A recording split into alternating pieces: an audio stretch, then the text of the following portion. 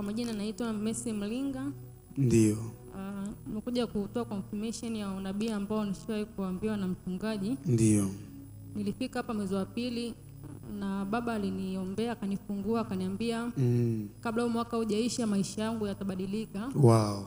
Lakini pia kwenye ile ibada ya my life must change, baba alinitolea nabii, akaniambia I will never be disappointed again. Namshukuru Mungu sababu tarehe 28 mwezi huu, mwezi uliopita, mwezi wa 5, Mungu amenitendea muujiza, nimepata kazi kwenye shirika kubwa serikalini. Amen. Pigia Yesu makofi. Naomba kunukuu maneno ambayo alishawahi kufundisha baba. Baba alifundisha akasema, bidii zetu zinaweza kutusogeza karibu na geti la mafanikio, lakini hakika haziwezi kutufikisha kwenye mafanikio. Supernatural power and divine intervention ndio zitatufikisha kwenye mafanikio. Ndio.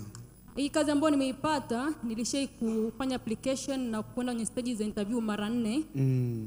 Mara ya kwanza nilijiandaa, ikafika siku ya interview, nikaamka nikasikia sauti inaniambia usiende. Kwa hiyo sikwenda interview ya kwanza. Interview iliyopita nikajilaumu. Interview ya pili mwaka uliofuata ikatokea hali hiyo hiyo. Interview ya 3 nikajitahidi, nikaenda mpaka kwenye oral interview, lakini nikakosa. Interview ya 4 ndio ilitokea mwaka huu ambao ndio mwezi wa pili, nilikuwa nimeshafika hapa kanisani na nimeshapata deliverance. Ndio nafasi za kazi zilitoka, nikafanya application na kila hatua ya hiyo kazi nilikuwa namtumia baba message kwa ajili ya maombi.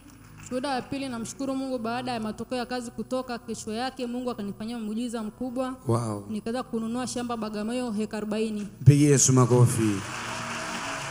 Ushuhuda wa mwisho kabisa, Messi. Shuhuda wa mwisho, nashukuru kwenye ile ibada ya usiku wa utakaso niliweza kuandika ndugu zangu wakaja hapa wakafunguliwa.